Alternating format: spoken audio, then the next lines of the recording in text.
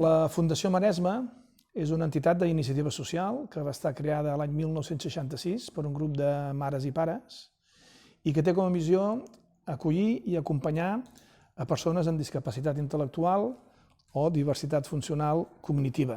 Ho fem amb un conjunt de serveis que van des de l'atenció precoç, una escola d'educació especial, tallers ocupacionals terapèutics, centres de dia, un centre especial de treball que donem ocupació a persones amb discapacitat intel·lectual, un servei de formació i inserció laboral, intentem que persones que tenen la capacitat per poder estar a l'empresa ordinària, doncs acompanyar-les a fer aquest salt, i també serveis en l'àmbit de l'acolliment residencial, en residències, hi ha residències, suport a pisos tutelats, etc.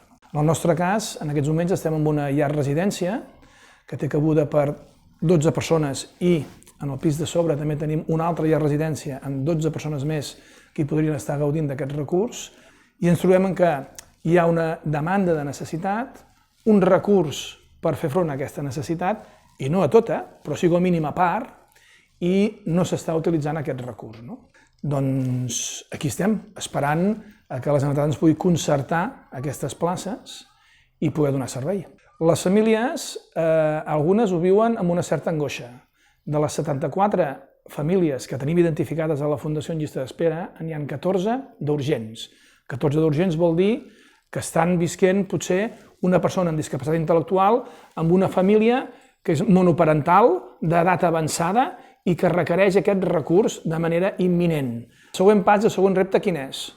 D'estar les persones ubicades tota la vida en un únic centre, nosaltres que creiem que la inclusió és fer vida a la comunitat.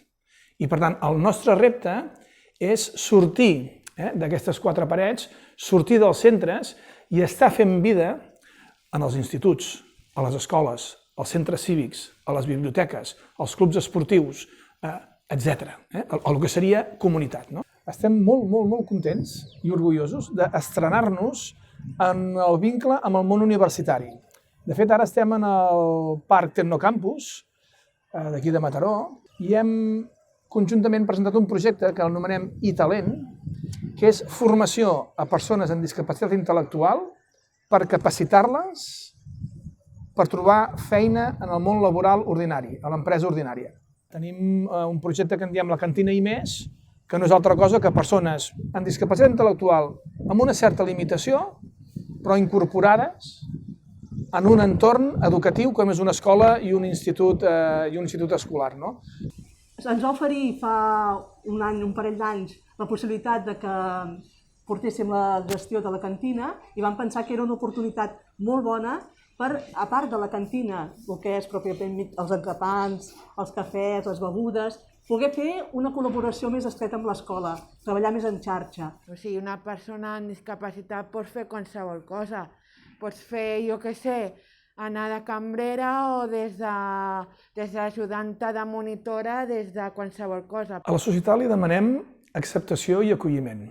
Quan hi ha persones que tenen limitacions, com tots, que tenim limitacions, el que demanem és que l'altra gent ens entengui o entengui les persones que tenen limitacions i que, per tant, no els hi podem demanar la mateixa resposta, la mateixa, a vegades potser inclús actitud, la mateixa manera de fer, i hem d'entendre que l'altra part té unes limitacions.